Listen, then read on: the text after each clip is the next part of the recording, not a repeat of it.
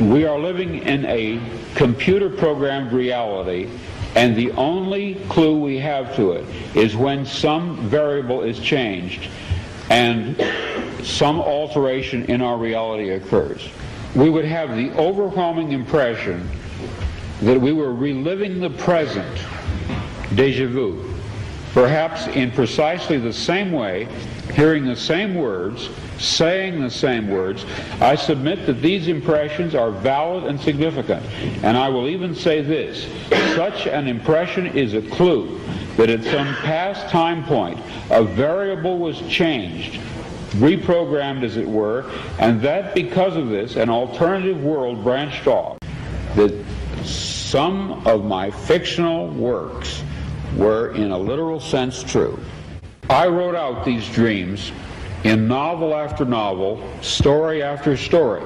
To name two in which this prior ugly present obtained most clearly, I cite The Man in the High Castle and my 1974 novel about the U.S. as a police state called Flow My Tears, the Policeman Said. I'm going to be very candid with you. I wrote both novels based on fragmentary residual memories of such a horrid slave state world. People claim to remember past lives. I claim to remember a different, very different present life. I know of no one who has ever made this claim before, but I rather suspect that my experience is not unique. What perhaps is unique is the fact that I am willing to talk about it. The only clue we have to it is when some variable is changed and some alteration in our reality occurs. We would have the overwhelming impression that we were reliving the present, déjà vu, perhaps in precisely the same way, hearing the same words, saying the same words. I submit that these impressions are valid and significant, and I will even say this: such an impression is a clue that at some past time point a variable was changed. Because of this, an alternative world branched off.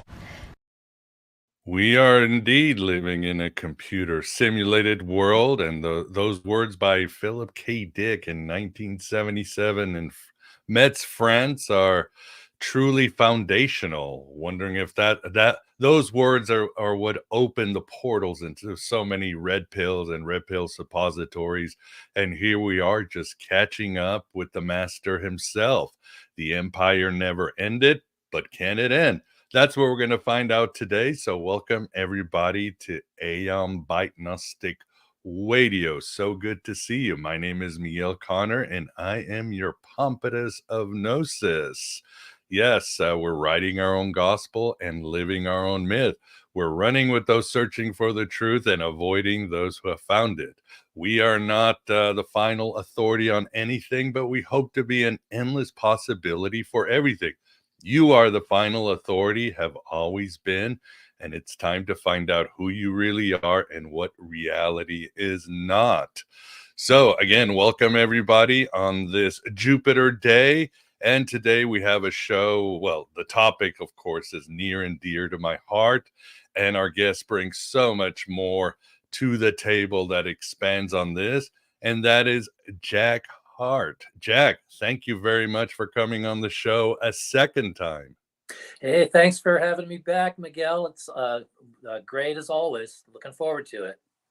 Indeed, our last one was a very popular show, moved a lot of needles, and this time you're here to talk about your new book, Brave New World. So we will certainly share that gnosis with the audience, and with us too, we've got Graham Pong. Graham, how are you doing?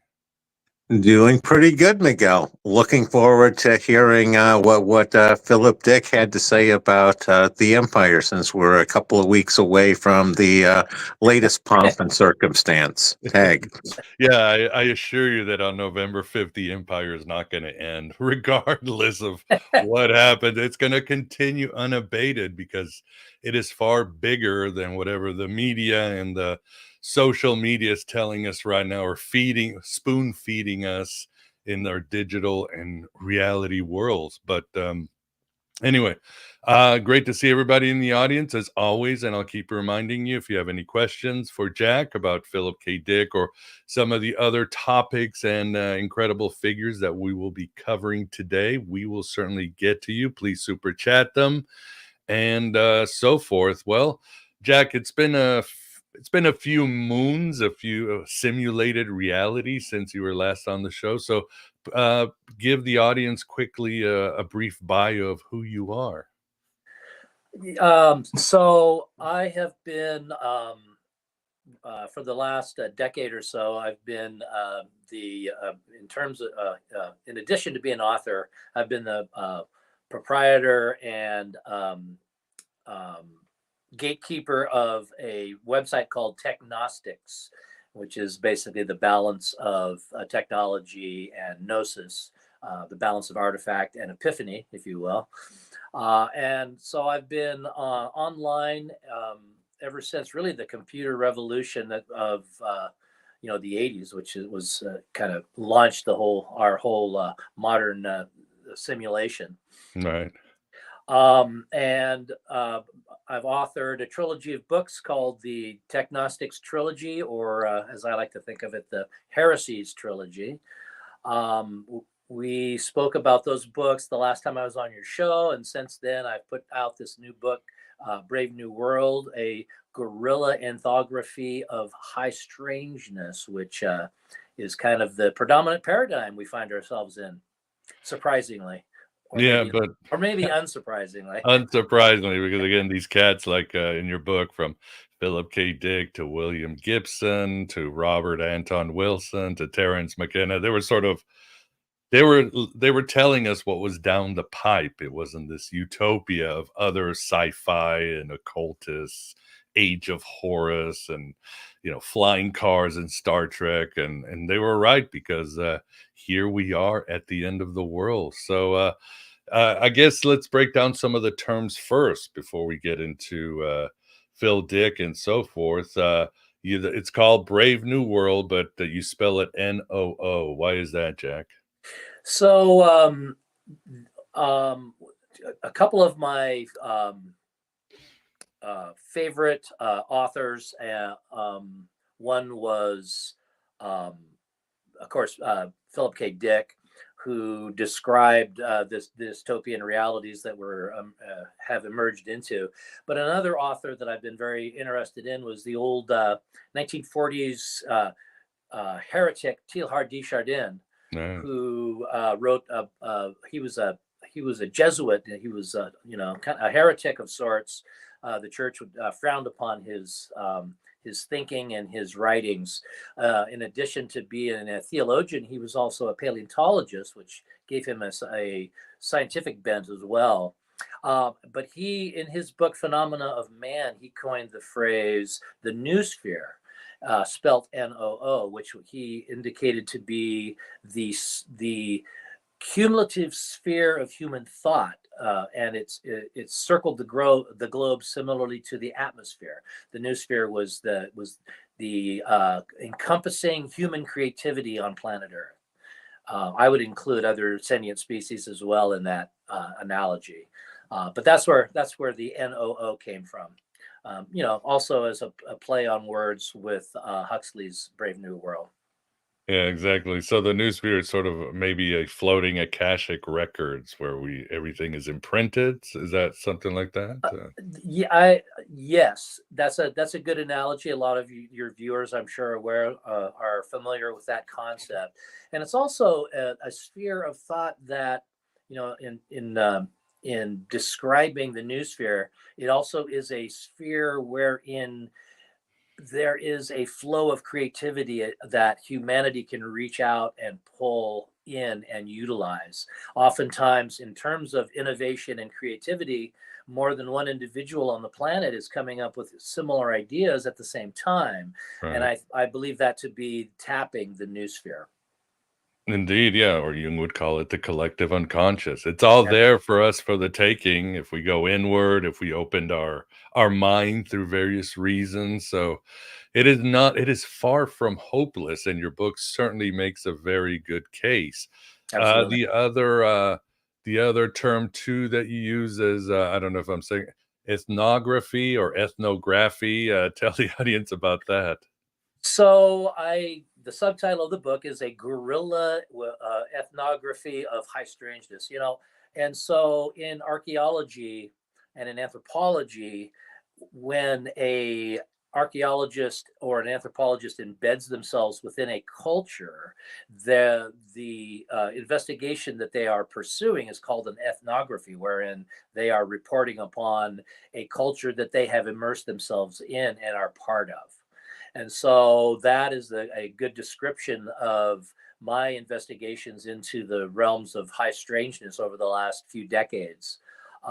So it's I describe it as a guerrilla ethnography, simply to pay homage to the underground nature of high strangeness, and so that's the subtitle.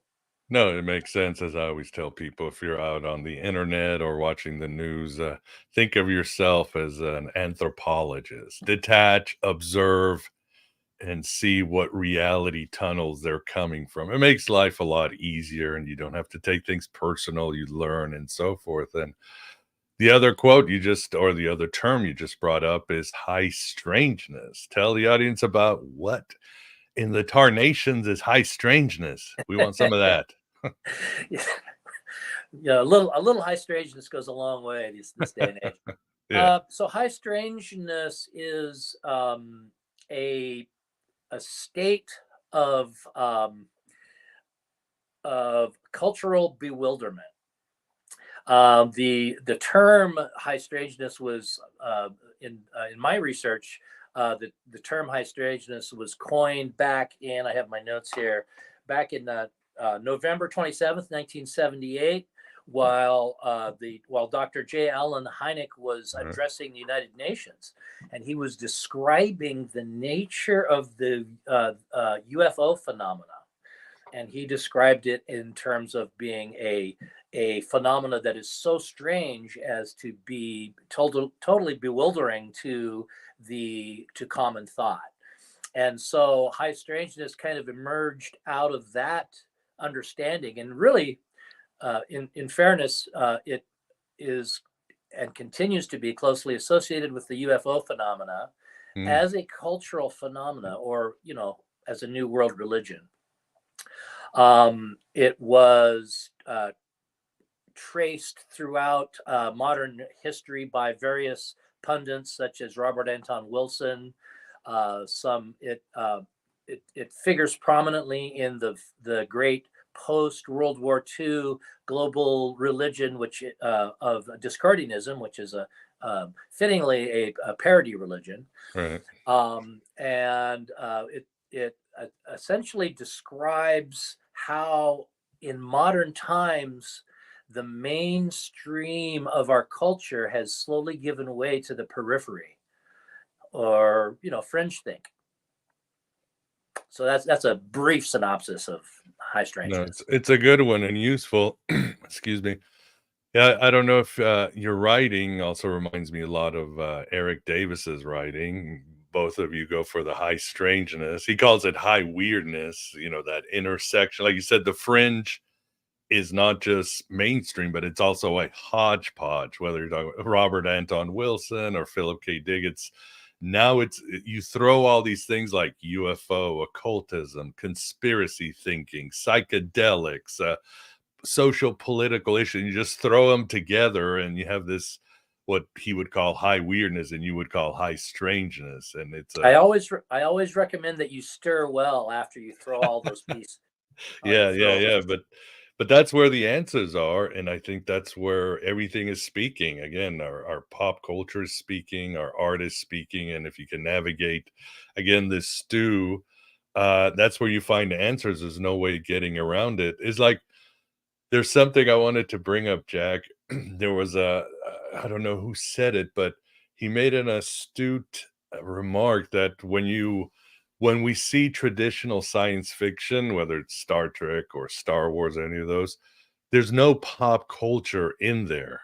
well, and even, which is very strange, right? If you see Darth Vader and Luke in the elevator, you don't hear some song and one turns around, hey, this is a good tune. Yeah, it's or you don't see like the stormtroopers or the Star Trek crew talking about a sports event, or there was this great concert the other day. It's completely omitted. And part of Philip K. Dick's genius is that he included pop culture and how important it was, both as a tool of liberation, but also a tool of oppression by the Archons. So there is pop culture. I mean, yeah, from Linda Fox in The Divine Invasion to some protagonists being talk show hosts, and they're trying to figure out the pop music and the art. So I think that's what Philip K. Dick was ahead of the curve, and it's very important today, right? There's that holiness and mysticism in pop culture.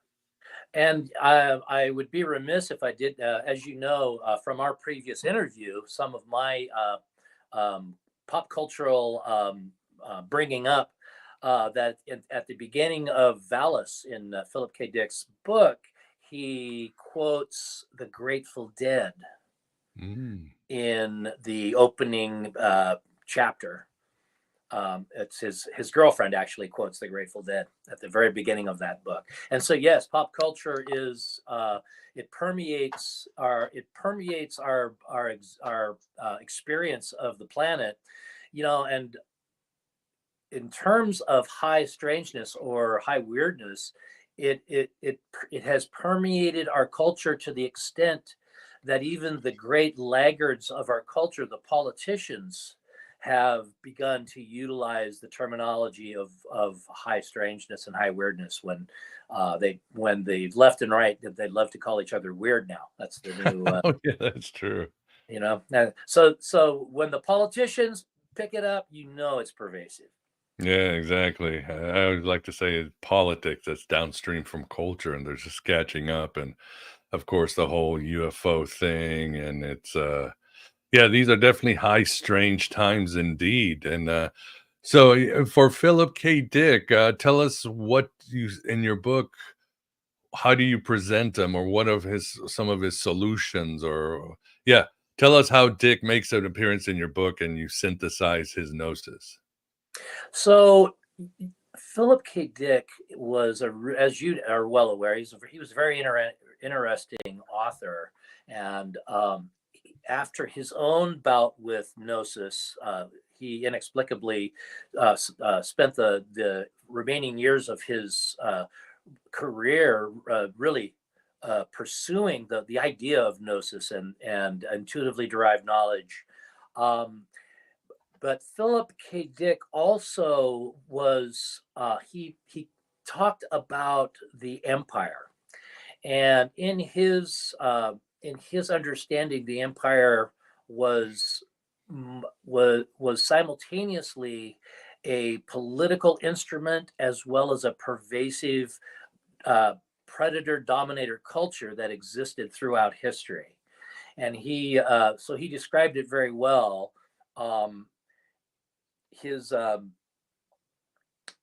He basically described the empire as the institution or the codification of derangement, and that's kind of the I actually quoted. I have it right here. Oh, nice. The empire's institution, the codification of derangement. It is insane and imposes its insanity on us by violence, since its nature is a violent one. There you go. So that was his framing for the patriarchal dominator culture that we have spent the last 2,000 years in. And so he was very eloquent in describing it. And he also was spent a lot of his later writings in strategizing ways to battle empire. But as you know, the whole idea of waging a resistance against the empire is a paradox, because as Philip K. Dick pointed out, to do battle against the empire is to become the empire. So the challenge, of course, is how to resist while recognizing that resorting to the tactics of the empire essentially makes you turns you into a component of the empire. Yeah. I think that, what's the quote? To fight the empires, to be infected by its derangement. So, and of course, Nietzsche kind of said the same thing: "Fight not ye monsters, lest ye become a monster." So, Yeah. you become what you hate, and you become what you want to destroy. And so, I think he's right. That is a cosmic law, and we see it over and over again through history, and especially then the latest. Manifestation of the empire behind the hologram, which is, of course, the American empire and its satellite countries. So I think Dick was spot on, and it still resounds. And in your book, too, you also talk about these are Gnostic times. And I know I think it was definitely originally quoted by, I think, 2016 by Chris Knowles in his blog, Secret Sun, because again, we think 2020 was weird. We think 2024, but the problem is, I think every year has been pretty weird since, I don't know, since forever, if we look at it, because he was talking about, remember 2016 was a very high weirdness year for the election, and the deaths of all these stars like Prince and David Bowie. There was something in the air, and I remember even in Chicago, the Cubs winning the pennant after 100 years, and it That being can't be 80, right. yeah, 80 degrees at the end of October I mean, it was just. And Chris kept saying on his blog, these are Gnostic times because the simulation is getting weird. The archons are showing their hand. It's just there's like this existentialist funk that the Gnostics warned about, and you have to get yourself out of it. But yeah, tell us what you think these are Gnostic times. Well, that was a very good primer to the whole concept, and the pre-biblical and biblical era Gnostics were very interesting thinkers, in that they operated much as did Philip K. Dick on multiple levels. So when they would describe their struggle with archons, on one hand, on the mundane plane, the word archon was a title given to a dignitary or a politician. Often described. My favorite definition I found of it was petty ruler. So the archons were like the Roman overlords in Judea, that the Gnostics did Right. battle with. Simultaneously, they described their struggle as also being one on a spiritual plane, wherein the archons were the rulers of the 7 planets in that time, including the sun and the moon. And the archons were the rulers, the chief ruler amongst them being the demiurge. So living in Gnostic times, for me, allows the multiple metaphor, so that we can be describing our mundane existence while also describing a more spiritual struggle. It's been described as a war in heaven. Mm-hmm. So for me, that's kind of the gnosis, or the knowledge, the intuitive knowledge derived out of using the Gnostic metaphor. And it works, and it's true. I hate to say it, and Dick predicted it, and so did others. I mean, we can even go beyond the High Strangeness to like William Burroughs and others. How our future would be, this technological hellscape, or a very weird world where you don't know what's up and down. Somebody's pulling the strings. Our destiny has been limited, and we've been confined over and over and again. And of course, with Dick, it wasn't even it wasn't even a philosophical conclusion. Later on it was, but it was an actual vision. 2374 was like, oh my God, we really are in Gnostic times. We're in the 3rd century, and I'm the Apostle Thomas. Yeah, that was his psychedelic time slip, for sure. Indeed. And I wanted to ask you about his predictions, because that's that's been discussed so much, and I wrote some of them here. Obviously, things like face recognition, like in a scanner darkly, self-driving cars, the Internet of Things, artificial intelligence and cloning, the surveillance state again, where it's this. We seem to live in a free place full of pop culture, but it's actually a tyrannical surveillance state behind the scenes. The idea that we're in of course we're living in a simulated reality, computer generated world, he was ahead of the times. There's so many predictions that he made, but I think what others have noticed, and let me know your opinion, is not just his predictions, but he described the texture and atmosphere of our world, if you know what I mean. How that we existed in this place, as Eric Davis says, where everything seems to be broken. Humanity's broken, culture's broken, our gods are broken, our government is definitely broken, and there's this separation. Of some have noticed that uh, another way he described our reality is the idea of something of technology and something being degenerating. What's the word that he used? Got it on the top of my head. I have it over here. Where is it? Decay. Sorry about that, guys.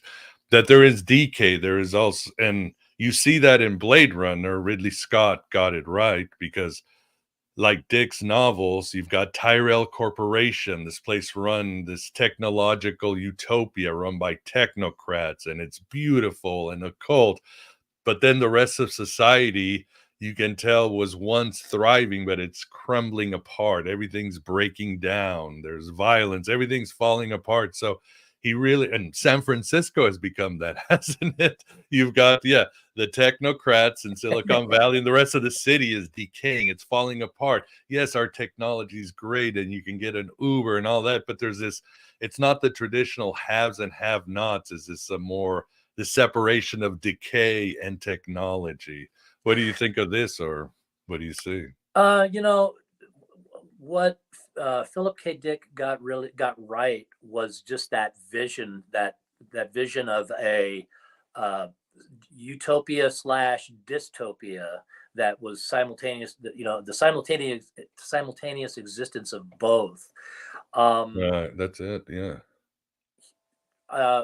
And you actually pointed to it a minute ago, when we were describing High Strangeness.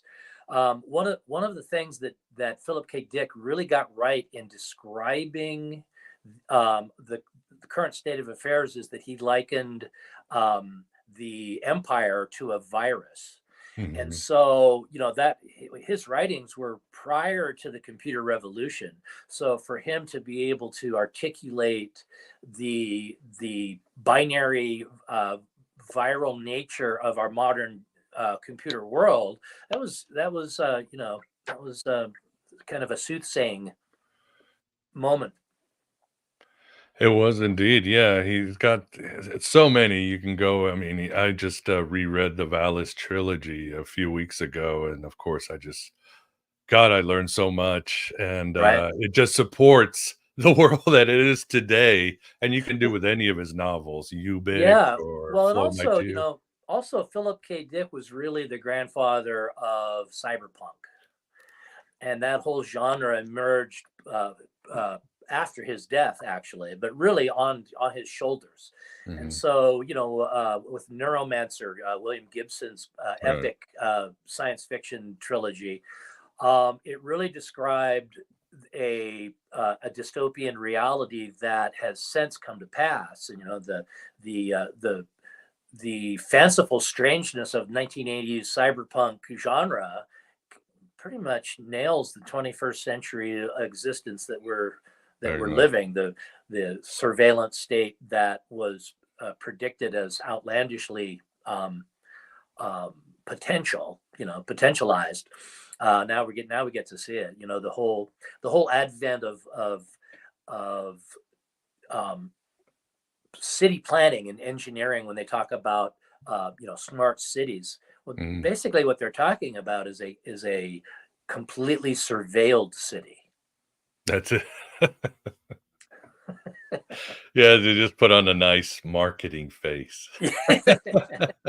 That's what it ends up, and it's only getting worse. Yeah, I was looking at the comments on YouTube. That was actually my next question, because you addressed this in your book, Jack, and that is, and I just read it a few weeks ago. Buddha is in the park, and I love that quote. What do you tell us about it? Of course, today on the internet they call it touch grass. In other words, get away from your device and just feel the grass under your feet. That's like, amazing therapy, as strange as it sounds. The But Buddha's in the Buddha, park. yeah, the Buddha is in the park, and so that is that came actually a quote, a Philip K. Dick quote, came out of his first exegesis that was in the back of Valis, out of that Mhm. first book in the trilogy, and so my inspiration from that quote is twofold. One is, of course, the Buddha, which is all of us. We're all Buddha. And so that's the higher aspects of human nature. And the Buddha in the park, also coming with that connotation of Buddha, is the whole sense of meditation and mindfulness, and insert any pop cultural term you want to use for a meditative state. But the Buddha represents that highest meditative state of humanity. And the park, of course, my inspiration from that is simply nature. Unplugging, getting away from the YouTube, getting away from the TikTok streams, and Right. getting out in nature and just tapping into the great network. So dichotomy. Exactly. Because as you said, you're right. I mean, Philip K. Dick's idea of these virus, I mean, later Richard Dawkins called them memes. Now memes are just pictures, but this mind virus is true, and computer viruses to Philip K. Dick was different levels of reality. But at the same time, there was a positive virus, right? The plasmate, which came out of the Nag Right. Hammadi virus. So there are good viruses out there, aren't they? Sure. But that's a very astute point, because there's a direct lineage from Philip K. Dick's conversation around virus to the whole analogy of memetics being akin to genetics. So that's a very astute point that you make, and memetics is a particularly fast acting mind virus. It's the poetry of dense and short and to the point. Yeah, but it's important to know these things. Knowledge is power, and the truth will set you free. But I think we're missing today is, again, what are you going to do with this great responsibility that could, if you can't handle it, if you can't do anything about it? And I think that's where Buddha in the park is. Work on your spirituality, expand your consciousness, connect yourself to nature, and you'll be 10 times the gorilla in the Noosphere that you are. So it's not enough just to have that knowledge. So I think I have a cat here. Graham, I need to let this cat out real quick. You want to ask a question or to Jack, or let us know your views on Dick, or what's going on in this wonderful dystopia we live in today? Oh no, people don't want to know my whole thoughts on this wonderful dystopia. Yeah, I better make some coffee, Jack. Yeah, no, I'm going to focus on Phil, and it sounds like my take on what he's saying is it's more or less impossible to fight the empire. So your only option then is to concede to it, or basically what I think is the best option, just ignore the empire and go about and do your business, as if it didn't exist. Am I misreading basically what he's trying to say? That is absolutely a component of it, and it's also pretty sound advice. That's a go-to strategy. Ignore it and it'll go away. The vast majority of the inhabitants of our planet pursue that course simply because they're too busy living. to be concerned with the power struggles and dynamics of the empire of derangement. But the empire does impact us and is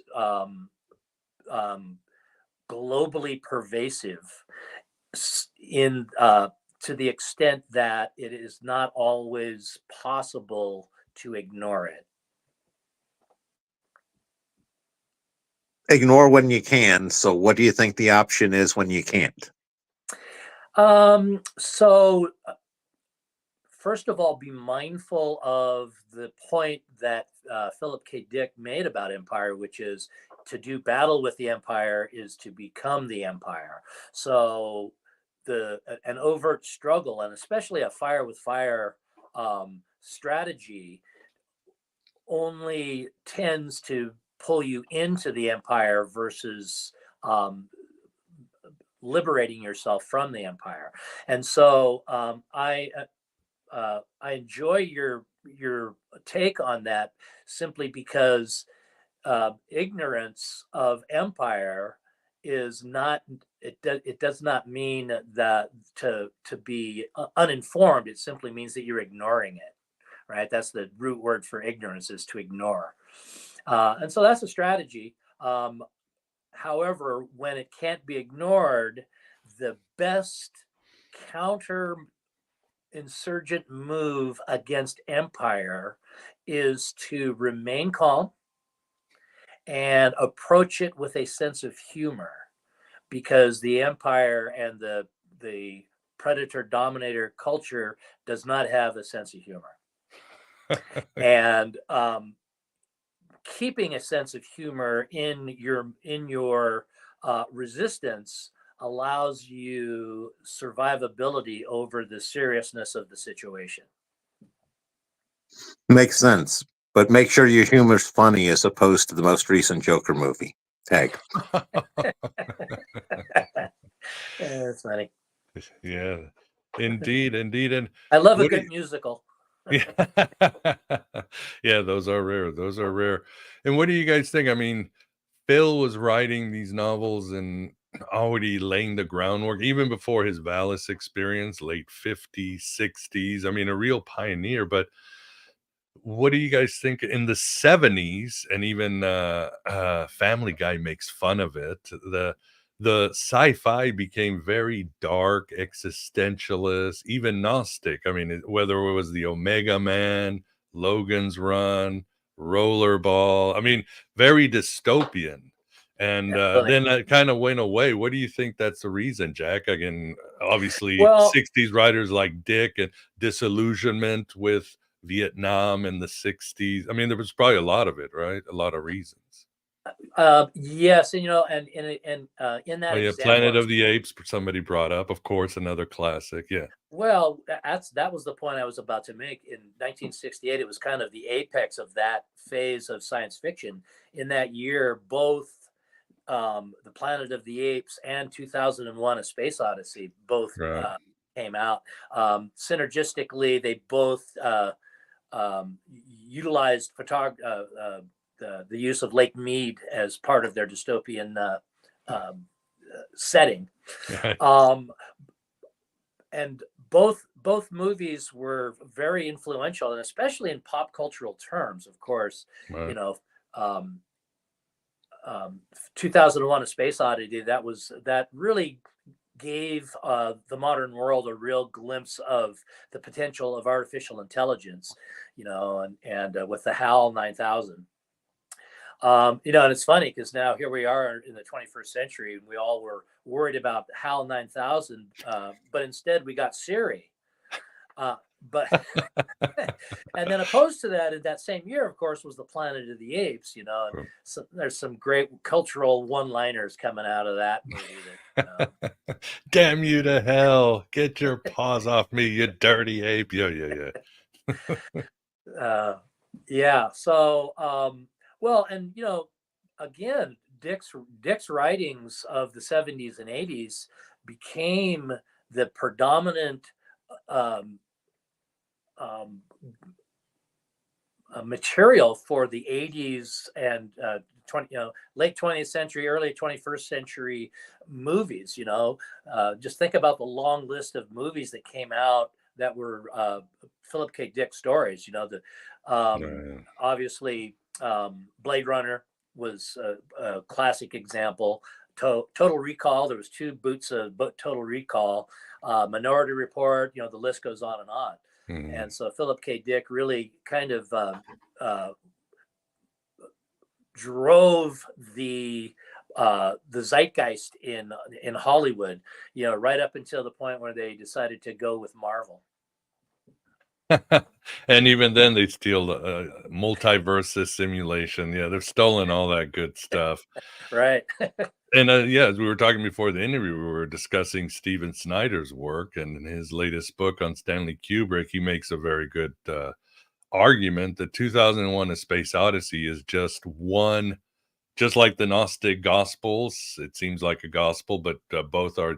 It's one ritual to transcend time and space. This Neoplatonic, Gnostic, astral ritual to teach us how to evolve. And I think something like that you would watch, and I'm sure it expanded the mind of a lot of people. It was just potent gnosis. I mean, as I'm writing this book on David Bowie, when he got stoned and he went to watch 2001: A Space Odyssey, and it just changed his consciousness. He wrote his song Space Oddity like a week after that. So it was a huge influence, these ideas, and how it opened expansion. What about you, Graham? Are we missing any good 70s dystopian movies, or any that you particularly like? I was going to say we're doing a good job hitting them. I was going to say the Logan's Run movie is at least watchable. The TV show was bad. No, I was going to say on Planet of the Apes, it's one of those where I was always amused in the Tim Burton remake where he got Charlton Heston to give an anti-gun speech. Yeah, dreadful movie. Ugh. Yeah, and even some of the early 80s, like you said, Blade Runner, Tron doesn't get as much love as it should. Talk about a Philip K. Dick inspired movie. There were so many. Here's a lost dystopian from between 2001 and Star Wars is Silent Running. Oh, of course. That's a classic. Yeah. Very good film. Yeah, good environmental. All predictive. Yeah. All predictive of where we are. So awesome. And moving on to, while we're on the topic of Gnosticism, and we want to get to some of the solutions eventually, because again, your book does bring solutions. You have been talking about these solutions, but I love your connection between Gnosticism and Voodoo. And I was like, wow, this is really impressive. Please share with the audience about how both have similar worldviews.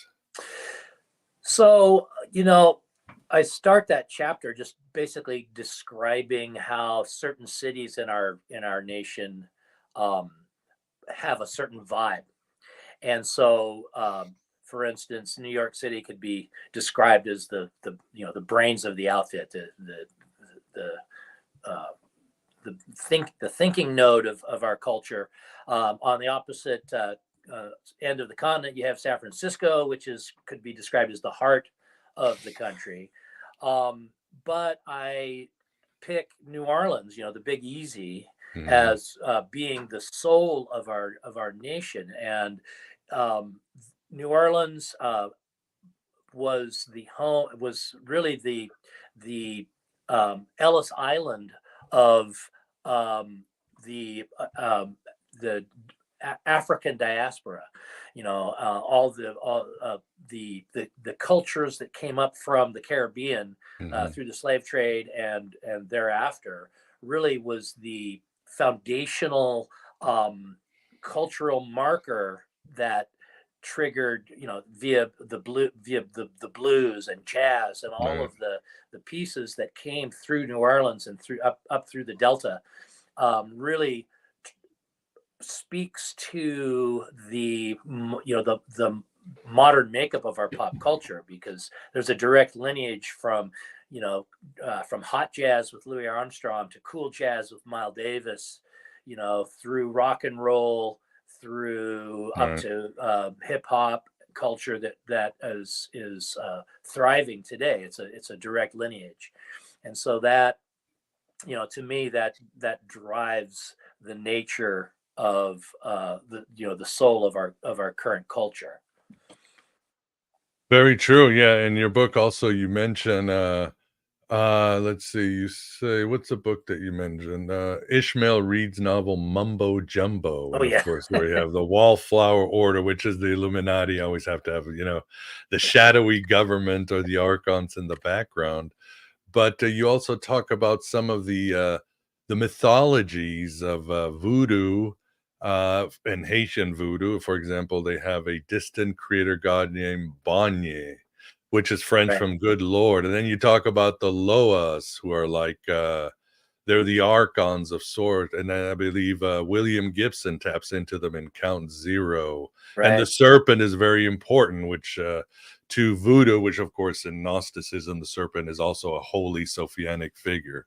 Absolutely. What am I missing? Or tell us more. Well, I like that because, and I'll just touch on the serpent just for a second, because the serpent is the knowledge bringer, both in the voodoo, which is again from the African prehistoric African traditions. It's also from the Gnostic perspective, the serpent is the ancient entity that brings knowledge to humanity via the apple. Right. But the interesting thing of voodoo and the New Orleans hoodoo, it's a syncretic religion in that the practitioners of voodoo incorporated the saints, the Christian saints, in their ritual, and that thereby protecting themselves from the ire of the dominant church. And so rather than speaking of these Loas in terms of African deities, they describe them as saints. So the greatest, most profound Loa in the voodoo tradition is Alegua, or Papa Legba, as he is described. Papa Legba makes an appearance also in Count Zero, who is a direct correlation to Saint Peter, who is the guardian of heaven. The Papa Legba is the guardian of the gate. Similarly to Saint Peter, who is going to either let us in or not. My plan is to walk in backwards, like I'm walking out when the time comes. Good. Yeah, exactly. Trick. So the whole voodoo culture really clothed itself. They through mimicry. I describe that, the art of mimicry, in the book as well a little bit. But they clothe themselves in the Christian trappings, so to slip under the radar of the priesthood, while they continued to pay homage to the ancient traditions that they modernized and brought forth. And really, and as you pointed out, very similar to the archonic powers, different Loa have different attributes. And unlike the Christian God who you pray to on high, the Loas, they get down to business. That you go to a specific Loa for a specific problem, and you perform the right ritual, you can expect results. Right, so it's very transactional. Right.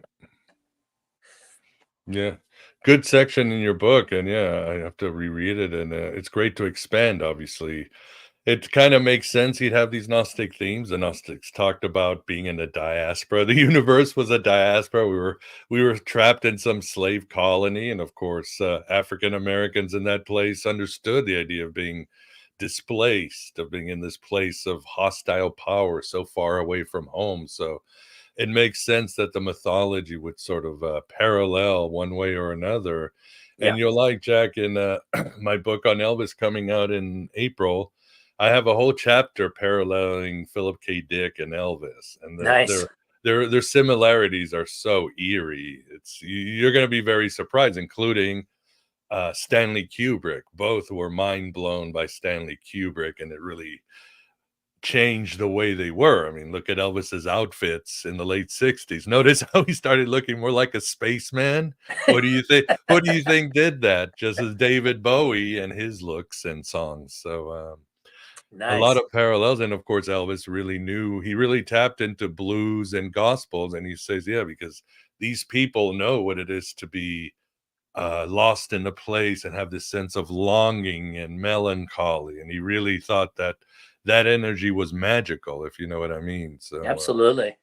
You know, and Elvis had his feet in two worlds. You know, uh, he was simultaneously inspired by the gospel music of the Southern Camptown meeting phenomena, and as well as bringing that experience to the Caucasus, to the Caucasian right. population.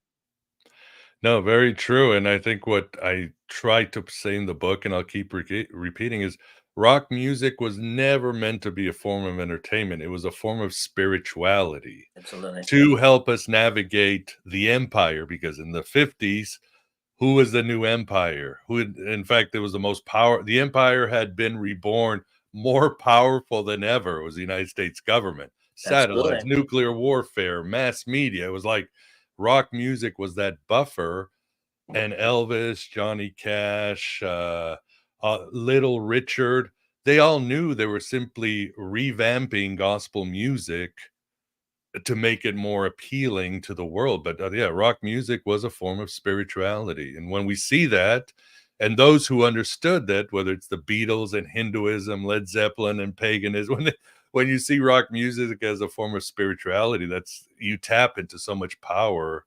You can literally change the world as these cats did. Yeah, absolutely. So that's my argument. But nevertheless, let's move on to another very important religious movement. As you say, this movement was Operation Mindfuck. I guess we can say it now. And their idea of Are we 20 culture. minutes in? Yeah, we are. I think all the children have left. They went to TikTok instead of looking at our old faces. But and that would be Discordianism. And as you write, Jack, it is the Right. first great world religion to emerge after the dropping of the atomic bomb over Hiroshima and Nagasaki. So tell us about how important it is and how this idea of culture jamming and Operation Mindfuck, well, it does continue today, as you point out, in 2000 with Keck and Q and all the weirdos. But tell us about these spiritual tools to fight the empire. Well, the intent of Operation Mindfuck is simply to expose the absurdity of the dominant paradigm. Mindfuck is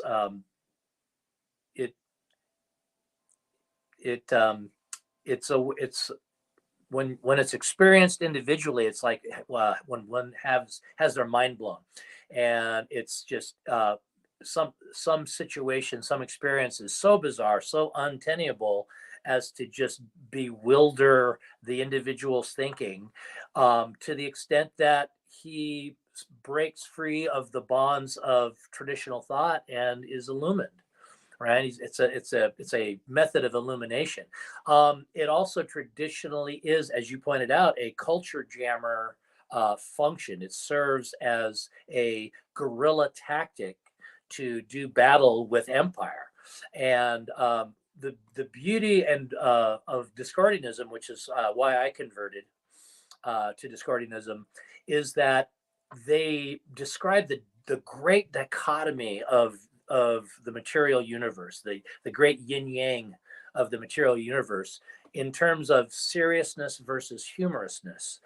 And so when the Empire embraces seriousness in their domination, then of course the Mindfuck will utilize its polar opposite of humorousness to do battle with the dominant paradigm, which is goes back to Graham's earlier point, which is how do you battle the empire without becoming the empire?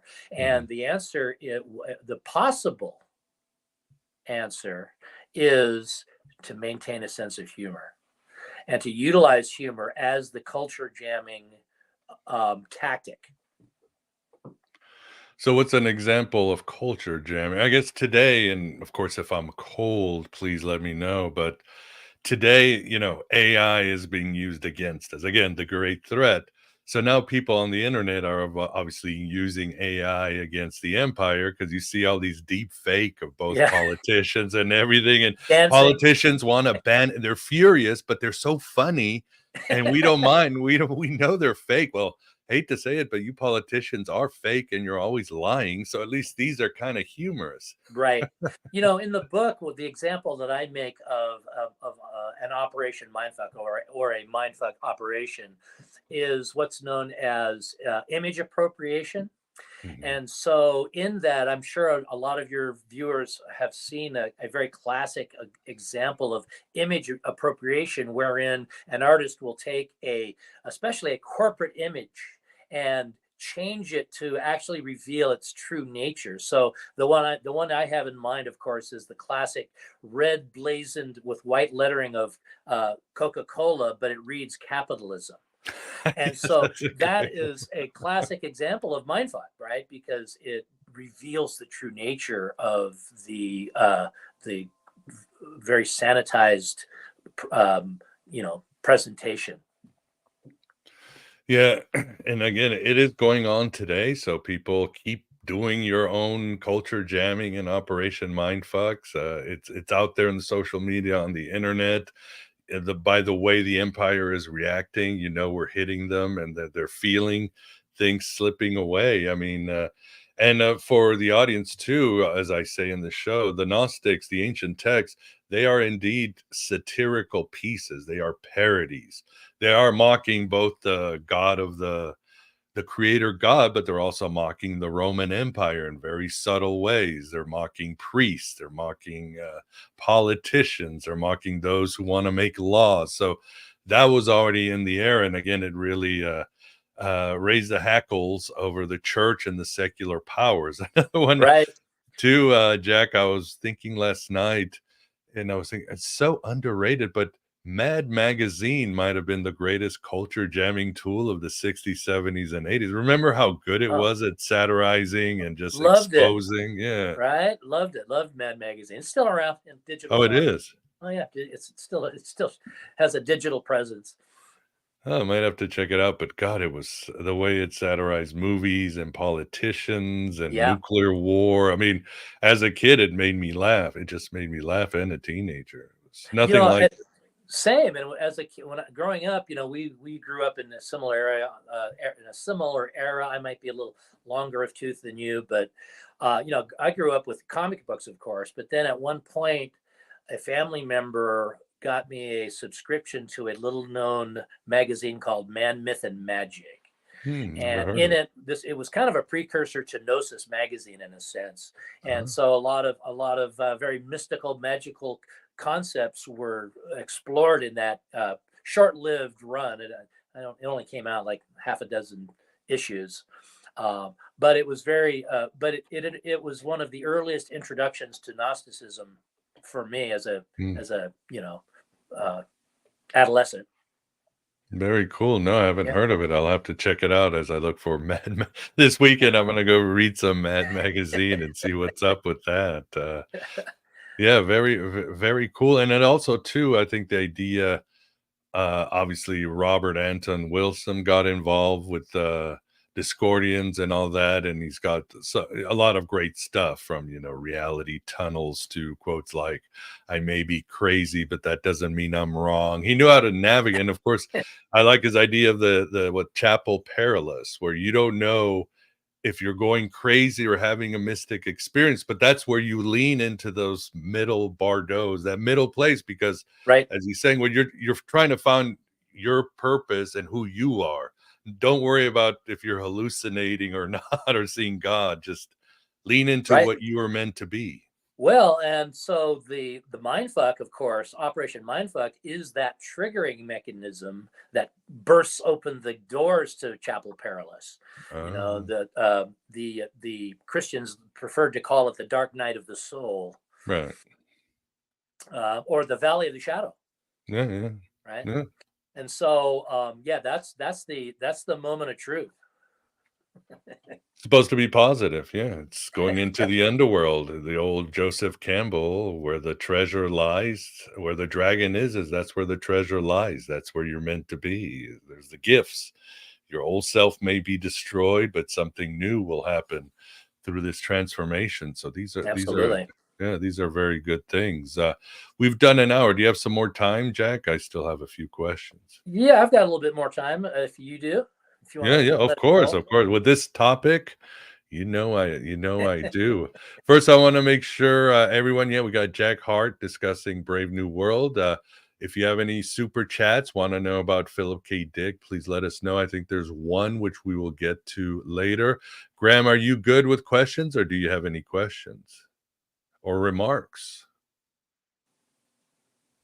Right now, I'm pretty good. Just following along and, listening to, Dick's recommendations and everything else. Awesome. Keep it up. All right. We shall.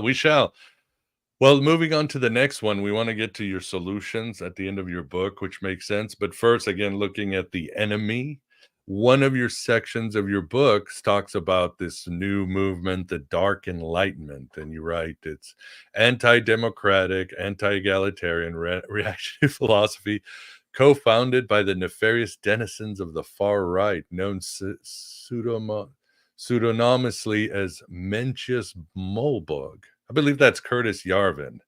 Correct. And I like listening to him, but man, once he gets into a historical anecdote, he will go for like 15 minutes and completely forget what, and I'm like, can we get to the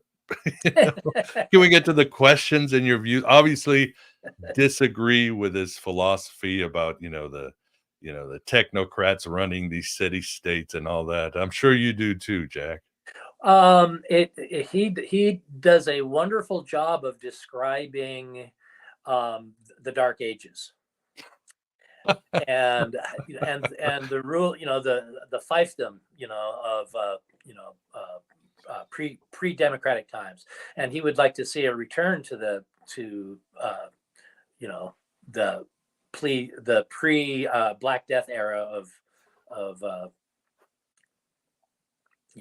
control, using the framework of corporatocracy, of modern corporatocracy, right? And again, that speaks to the empire, one of the most stunning examples of empire is the emergence and the movement toward corporatocracy, where the corporations really have a say, and it really that stems back, of course, to the 2020 Citizens United versus the United States, wherein the Supreme Court decided in their wisdom that corporations were people too. Well, they are. They're just psychotic people. And so and wealthy people. And so so that ruling allowed corporations to have the same rights as citizens, which also gave rise to the super PAC, which allows for unlimited funding in an anonymous manner. And so corporatocracy has the ways and means. Yeah, there's no reason why Hillary or Trump should have $80 billion for stupid campaign or any politician. It's just it's Yeah. madness.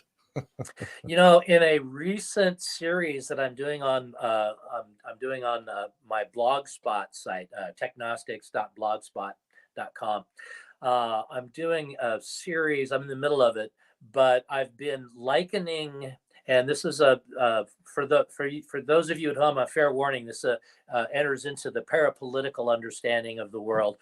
I liken the Trumpian campaign to the demiurge, Mm, to the archon in chief, and I utilize that as a mythology because a deep way of understanding our world is to use the form of mythology to provide a deeper understanding of uh, the ways of the world. And so I utilize the idea of the Trumpian campaign being a archonic manifestation, and the whole rise of you remember the pink wave that occurred after the 2016 election, where the women were outraged, and in my mind it sparked an upswelling of the ancient divine feminine principle, mm. where the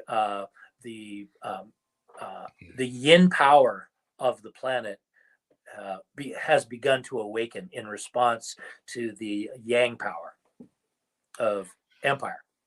Indeed, yeah, uh, and of course, Philip K. Dick was already sort of predicting it because again, you're talking about the corporation, the politician. It's all this tentacle monster. But of course, Dick brought in artificial intelligence, spirits, higher spirits, which we're seeing today. People are Yep. starting seeing this multi-level empire and how it all fits together in this labyrinth. What did Dick say? The labyrinth is always shifting. But yeah, back to these technocrats, and again, your book deals with it. You talk a lot about Peter Thiel, and you talk about, and of course, we have to talk about Elon Musk, because when people are telling me, well, what is Elon Musk, this good or bad? I said, no, no, no. Put human morality off the table.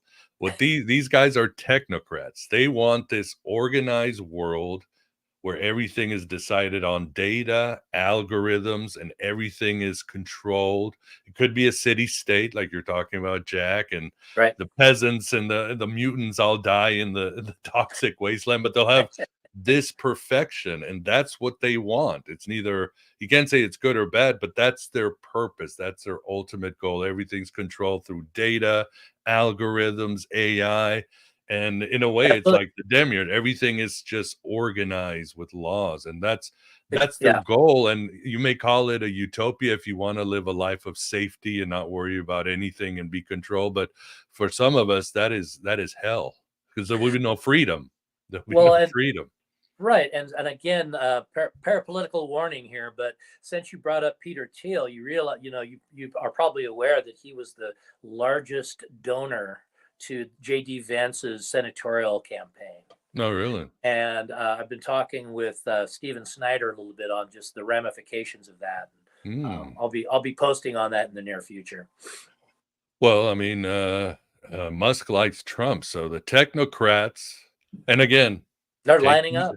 don't take your human morality off the table, because it's, again, that's fighting the empire, because again, we're dealing with something, yeah, it's nefarious, but this is their goal. It's not simple evil versus good, and it's something might be even more perverse, but that's what they want, these technocrats, and they could shift to the other side if they feel like it. Again, they're the ones pulling the strings at the end of the day. If it's in their interest. Yeah, they'll put money where it is, because if it gets to them, to the goal of, again, this sort of Phil Dick Gnostic times nightmare, which is why we're here. It's yeah, it's just the way it is. And dark enlightenment, I wonder why they call it, do you know why they call it dark enlightenment? So the group that the Dark Enlightenment grew out of, they were an interesting group a group of college students, and again, their whole intent was through the use of drugs, through the use of through the use of like electronic music and other means. They sought their own form of gnosis. It was Dark Enlightenment in the sense that it was the antithesis to the Enlightenment. Again, a return to the fiefdom and or peasantry versus the aristocracy. And so I'm not sure if that was a self-inflicted title or if it was imposed upon them. Or it's edgy, it's real metal. We want a cool Right. band with Dark Enlightenment. We'll buy their albums. So yeah, it's hard to say because it would be, you kind of look at the romantic notion of the city state, Athens and Rome and Venice and this and that. But yeah, like you said, this is more of the medieval kind of thing where there's a rulership and they're the dictators, or they'll let the machines run the show. Sure. And and also your book talks about the environment. What do you think? Are we cooked? Literally cooked or halfway cooked? I think that the planet has indeed been impacted by the presence of humanity, and that the idea of climate change driven by petrochemical activities is a real phenomena. I am very optimistic because the planet will survive quite nicely without humans. Yeah, Gaia Sophia will be fine with it. She'll find somewhere else with a divine spark. Yeah, find another species. Absolutely. So the planet is the planet's survival is guaranteed. And the question is, does humanity want to live in balance with the natural environment versus the tactic of the last, since the Industrial Revolution of domination over it? Mhm. And a return to the park, right? The Buddha is Buddha in the park. Yeah, that's it.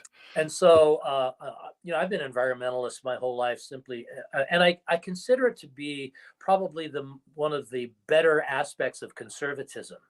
The idea of conservation is a conservative value, and so the idea of environmental conservation is some of my most conservative thoughts. Yeah, and the world can heal. We can turn it around. There are examples around the world. So, like with you, I am positive, and I think people are understanding how important it is. We want to get to your solutions because I think this is so important.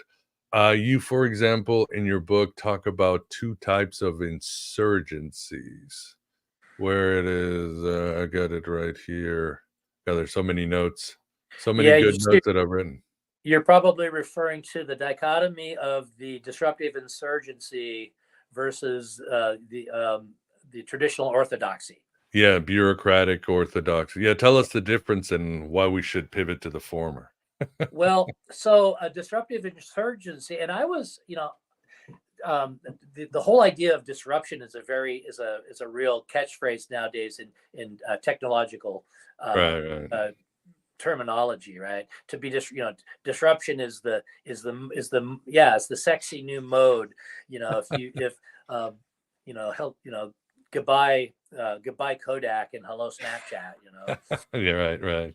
But I was first introduced to the concept of disruptive insurgency when it was pointed out that the 2016 Trump campaign utilized the idea of a disruptive insurgency in the campaign, which was driven by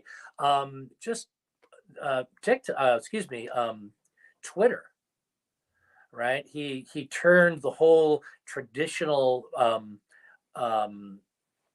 political campaign on its head and went directly to the people via Twitter. Oh yeah. And the response to such was a conservative view, but I appreciated it. And the response to that disruptive insurgency of the Trump campaign was driven by the bureaucratic orthodoxy. And that was a more slow, reasoned response. And the prime tool of a bureaucratic orthodoxy is shaming or political correctness. And Right. so everyone was rightfully outraged by the unorthodox manner in which the Trump campaign proceeded. I personally kind of go out on the fringes of thought in regard to the 2016 campaign, because leading up to that campaign, there was a insurgence of what's known as meme magic Right. along the line that aligned itself with the Trump campaign, and it was driven by you're familiar with Pepe the Frog, of Of course. course. Well, that was all 8chan, 4chan meme magic, which is closely associated with chaos magic. And in 2016, the meme magic appeared by virtue of the tracking mechanisms called gets, which is essentially when you post on 4chan or 8chan, it's accompanied with a long list of numbers that identify the specific post. And anytime you get an inordinate amount of zeros and ones, or some kind of a long series of the same number in a row, it's called a get. And the meme magicians noticed that Pepe the Frog was getting a ton of meaningful gets, as was the Trump campaign in its in the specific postings. So the very deep magic known as meme magic seemed to be in alignment with the Trump campaign of 2016. But those same meme magicians also point out that those gets were completely absent in the 2020 campaign. Right. It was as if the deep meme magic forsook. I agree. I've always said he lost 2020 because he turned his back on this chaos magic. That's really what got him through. And like you said, Twitter, in 2016, going directly to the people was like, we're politicians. We're too good for that. We might do a rally, but talking directly to the people, no, that's too revolutionary. Politicians shouldn't do that. Right. So, no. Yeah, and so the part of the resistance to empire, I believe that's an example of effective resistance, which is the utilization of magic. And when I describe it in the book, I use the final K in the spelling of magic, which a tip of the hat to differentiate between stage magic and actual honest to God magic. And so the idea of magical practice is a pretty effective tool. It's it could be described as simply as affirmation, wherein you're self-programming, wherein the Buddha enters the park, quiets his or her mind, and utilizes the affirmation as an intention about where he or she wants to go. Mm-hmm. And that becomes a powerful insurgent tool against empire. Exactly. And we can't forget too, Trump was he was part of what's his name? Peel was his priest, the New Thought guru. I forgot his name, but yeah, I mean, he already believed in this whole manifestation, create your reality stuff, and it works. Magic works, whether you like, these things work, and we'll see where the magic is this election. I tell people the magic is within you. That's where it matters. Don't worry. Absolutely. Don't let these dark sorcerers or this dark magician, as Philip K. Dick, try to control your mind, because they're doing that 24/7. And yeah, go ahead. Sorry. And in your, and also in your magical resistance to empire, keep a sense of humor, because humor is an inoculation to the virus of the serious virus of empire, and that's the ultimate tool in the resistance to empire. Very true. And again, whether you like it or whether you like Trump or not, he's got some zingers here and there. You have to laugh. Absolutely. He knows how to play with Philip K. Dick knew how to play with humor. It's just part of it. It goes into a deeper consciousness, a deeper world. And for you just gave a couple of solutions. Here's some that you put. But again, of course, the audience, please read the book. There's so much more. What you ask at the end, what can be done by the intrepid individual in response to such transformative cultural challenges? One, you say intelligence engineering. I am schizophrenic and so am I. Going back to the Robert Anton Wilson, you may be crazy, but it's not wrong. Or the famous, I think, Joseph Campbell, the psychotic drowns where the mystic swims. Is that what you're trying to say? Absolutely. And also in the Jungian sense, we are a multitudinous in our thinking. And so there are different archetypes within us, personalities, components. And so being schizophrenic is really coming to grips with the idea that there's more than one stream of thought, that we all entertain. They say that capitalists only really have two modes. One is greed, and the other is fear. But most of us are more multitudinous than that. We have a variety of personality complex of the prover, the thinker, the observer. There's different facets, and if we can bring them into alignment, it speaks of the individuation that Jung speaks of in terms of becoming a healthier human. No, I agree with you 100%. I keep telling people I'm not saying we should go to the collective, but we need to go beyond the age of the individual, because you're right. We've got shadow, we got archetypes moving, complexes, personas. Our trauma is always talking to us. I mean, there's so much going on inside of us. We are a universe, as the Hermeticists used and to it's say. pervasive. I always say that, a personality trait is something that you have, but an archetype is something that has you. Brilliant. Let's say yes, and they're always trying to grab you. So much going on. The other one too, Jack. Let's see. What's the number 2?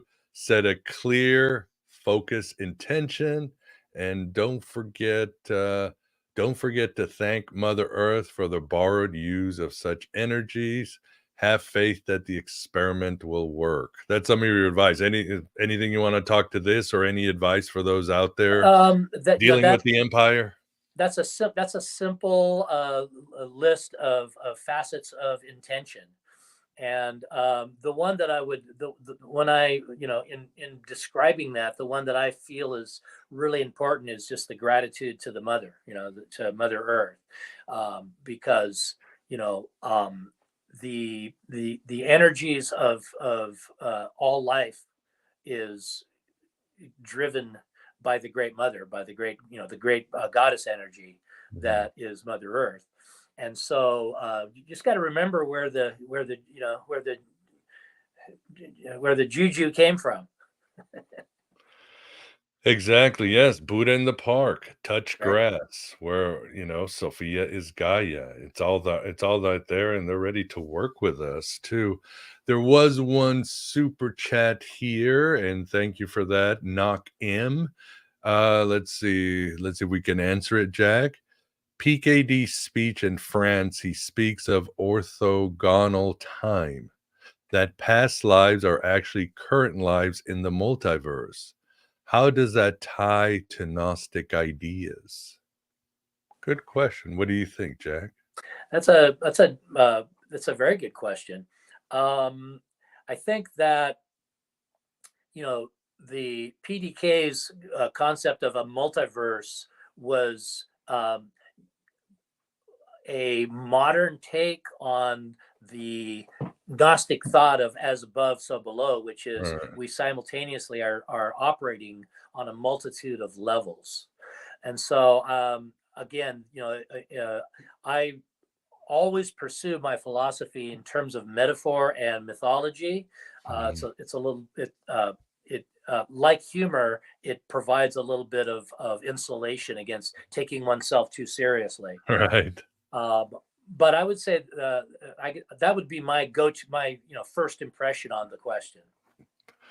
No, that's a good answer. And again, there are the ways to put it. Again, the Gnostics certainly believed in reincarnation. They had different speculations. They weren't orthodox about it. So, like Phil, there was a hologram, but he was also at the same time talking about going back in time. And the Gnostics talked about aeonic time. In other words, we humans perceive time a certain way, but there are other higher beings like the god Aeon or Mithras that are playing a much different game with time, even the Archon. So it's up to us to break that time to understand it. So with reincarnation, and even when the Gnostics, the Neoplatonists believed the same time, when you were going to go to another dimension, you actually had to create a new body that was you, like, in the cartoons where the ghost body comes it comes back down like Casper, and that body would go to these other dimensions and even parallel universes. So the Gnostics were certainly playing with it, and of course Dick knew about this. He'd already studied them. So I hope that's as close as it gets to answering your question. And yes, thank you very much, Sefer Avoxel, for the support. Really appreciate it. For everybody else, please support Aeon Byte. Subscribe, like, share with your people. Don't forget that all Astronosis conferences are now available for one price, and that includes Steven Snyder's mind-blowing presentation on labyrinth and mazes. So please keep this independent media going so that we can break out of the black iron prison, as Philip K. Dick said. Thanks for that, Sean. Really appreciate it. Graham, as we get to the end, do you have any final remarks or question for Mr. Hart? Oh, I was just going to say, if you wanted to comment on one of the solutions that I would add to that, which is Chief Joseph's "I will fight no more forever" tag. Nice. Fight no more forever. Is that like pacifism, Graham? Is that what you're saying? Oh, exactly. That was the end of the ghost dance. Oh, okay. Yeah. And that's what did Gandhi called it?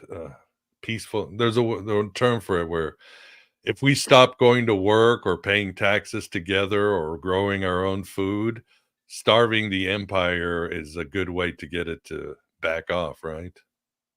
Yeah, a certain amount of civil disobedience and protest all combined. The beauty, I love that quote. And the beauty of that quote was that even in his surrender, he was ultimately being defiant. It is. Yeah. Sort of those paradoxes and koans that really get us out of our normative state and into a higher frame of mind where there's more solutions, and the solutions are there. Again, you have so much power. The empire has made you forget how amazing you are. Each of you has a purpose, a role, and a gift to give to the world that will echo to the end of time, as Chief Joseph said. So, Jack, at the end, where do you want to send people? Tell us about your website and so forth. I already have it on the show notes, but for those listening on audio, where should people go to get your book and work and find out more about you? So the Technostics trilogy and my new book, Brave Noö World, are available on Amazon and the other fine purveyors of books. I have a shop on my website that you can buy the book directly from me. That's as a signed autographed copy. My website is www.technostics.com. TEKGNOSTICS, technostics.com. I write often and post on Technostics at Blogspot. I just recently started writing on Substack. I caught some rumor of controversy at Substack, and I thought, hey, I should check that out. Yeah, why not? So, technostics.com is a great place to come. I've got a ton of information on the website. It is kind of my main data core. as well as my also there's links to all the other social media like Instagram, Substack, etc. Cool. We'll check it out. Yeah, good book. We got through a lot, but we only scratched the surface. It's a good, quick read. I read it in like 3 days and enjoyed every moment. That is a Brave Noö World, a Guerilla Ethnography of High Strangeness. And this is the kind of dope and red pill suppositories we need today to thrive to the next stage of our transformation as a species and members of this dying planet. So first of all, Graham, thanks for keeping us company. Oh, my pleasure. And it was my pleasure to meet Jack. Thanks, Jack. Thank you, Graham. It was a pleasure as well. Yes, Jack, as always, it's great to have you on the show. Good luck with the book and good luck with thriving in the hologram against the Empire. Thank you very much, Miguel. Always appreciated, always entertaining as usual. Always a blast, always very educational, and it's great. For everybody else, thank you very much for being here. We've got a show tomorrow on Alice Bailey, Theosophy and Occultism, which should be good. And then David Block will join us next week to discuss the identity of Jesus from the David Block way. So, you know, more red pills. It's raining red pills. Hallelujah, as this borrowing from the disco song. So awesome. Well, everybody, please enjoy the rest of your Jupiter day, and we will talk soon. Take care, everybody. Thank you.